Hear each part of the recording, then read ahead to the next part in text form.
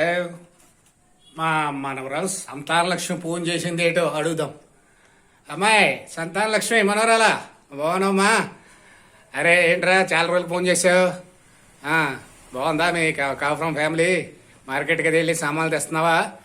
ఏమైంది వేళ? మోసం చేశాడు నిన్న ఒక అతను మార్కెట్లో, కిరాణా షాపా? అరే ఊరుకున్నావు అమ్మా, ఏమైంది చెప్పు, నేను వచ్చి అడుగుతాను, మన వాళ్ళు తీసుకొస్తాను పెద్దవాళ్ళని అందరినీ.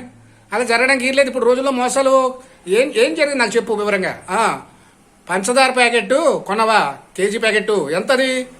దాని మీద 40 రూపాయల రేటు ఉందా? 40 రూపాయల రేటు ఉంటే నువ్వు మార్కెట్కి వెళ్ళి అంటున్నావు కదా, పంచదార ప్యాకెట్ కొన్నాను 40 రూపాయల రేటు దాని మీద ఉంది అంటున్నావు. నీకు తేడా జరిగింది అంటున్నావు కదా, ఎంత తీసుకున్నాడు? 45 తీసుకున్నాడా? 50 తీసుకున్నాడా? నువ్వు సరికి చూసావా బిల్లు? ఇంకేం కొనలేదా? అది ఒకటే కొన్నావా? మరి నీ దగ్గర ఎంత తీసుకున్నాడా?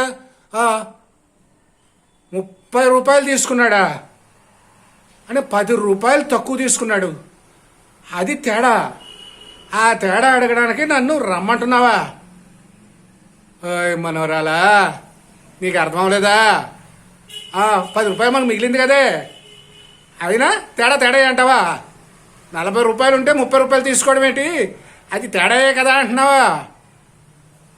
అమ్మా నువ్వు మార్కెట్కి నువ్వు వెళ్ళకో, మీ ఆయన పంపించు, లేదా ఏమైనా కావాలని చెప్పు, నేను తెస్తుంటాను. అంతేగాని నువ్వు వెళ్ళకమ్మా. మమ్మల్ని అందరూ బుర్రలో పాడు చేయడం, మమ్మల్ని అందరినీ మార్కెట్కి తీసుకెళ్తే దెబ్బలాడమండం ఇదివరకోసారి అయ్యింది కదా, మళ్ళీ వద్దు. జ్ఞాపకం లేదా? ఇదివరకోసారి చీర కొన్నావు, అది 300, అటు 200 తీసుకున్నాడు. తేడా వచ్చిందని తీసిపోయి విషయం అంతా చెప్పకుండానే అక్కడికి వెళ్తే ఏమన్నారు వాళ్ళు? 300 చీర అండి, ఇదిగోండి మేము 200 తీసుకున్నాం కదా అని చూపించారు. గడ్డెట్టారు మా అందరికీ, ఫుల్గా తినొచ్చాం. వెళ్ళక మార్కెట్కి, ఇంటికాడే ఉండు. ఏం తెలివితేటలు అయ్యి బాబోయ్.